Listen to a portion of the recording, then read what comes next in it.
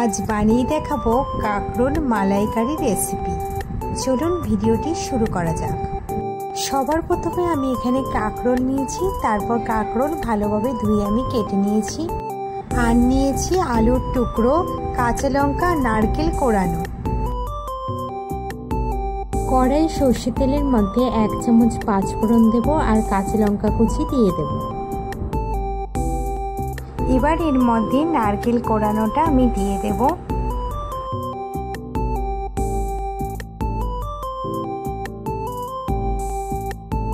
এবার একটু নারকেল ভাজা হয়ে আসলে কেটে রাখা কাঁকরোল এর মধ্যে আমি দিয়ে দেব।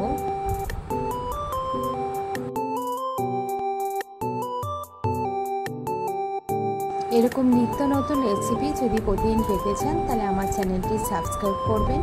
এবার আমি আলুর টুকরোগুলি এর মধ্যে দিয়ে দিলাম, তারপর একটু ভালো করে নাড়াচাড়া করে নিলাম। এর মধ্যে এবার 1 চামচ লবণ দেব আর 1 চামচ হলুদের গুঁড়ো দেব আর হাফ চামচ লঙ্কার গুঁড়ো দিলাম। 1 চামচ পরিমাণে চিনি দিতে হবে, এই চিনিটা কিন্তু অবশ্যই দিতে হবে।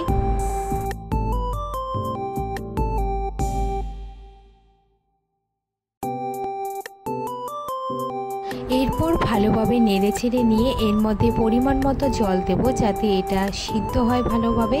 তারপর আমি এটার মধ্যে 10 মিনিটের জন্য ঢেকে রেখে দেবো মিডিয়াম আঁচে। 10 মিনিট পরে এসে ঢাকনা খুলে দেখলাম যে কাঁকরোল আর আলু ভালোভাবে সিদ্ধ হয়ে গেছে আর জল শুকিয়ে গেছে, ভালোভাবে মাখাভাবে তৈরি হয়ে গেছে।